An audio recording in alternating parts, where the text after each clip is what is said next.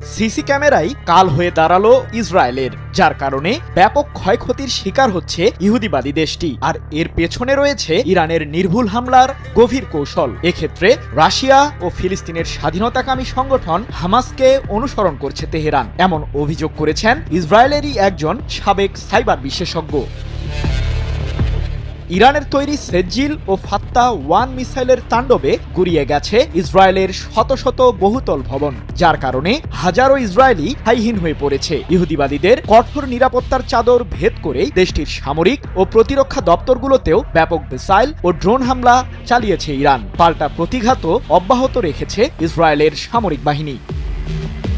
ইরানকে ঠেকাতে এক প্রকার হিমশিম অবস্থা প্রধানমন্ত্রী বেনিয়ামিন নেতানিয়াহুর প্রতিরক্ষা বাহিনীর। এমন পরিস্থিতিতে মার্কিন প্রশাসনের সাহায্যও চেয়েছেন নেতানিয়াহু। যদিও দুই দেশের এই সংঘাতকে আরো 2 সপ্তাহ পর্যবেক্ষণের কথা জানিয়েছেন মার্কিন প্রেসিডেন্ট ডোনাল্ড ট্রাম্প। এরপরই মূলত হোয়াইট হাউস নির্ধারণ করবে চলমান ইসরায়েল ইরান সংঘাতে নেতানিয়াহুর সমর্থনে মার্কিন প্রশাসন ঠিক কেমন ভূমিকা পালন করবে। যদিও ইরানের অভিযোগ রয়েছে ইসরায়েলকে পরোক্ষভাবেই সমরাস্ত্র দিয়ে সহায়তা করছে ওয়াশিংটন।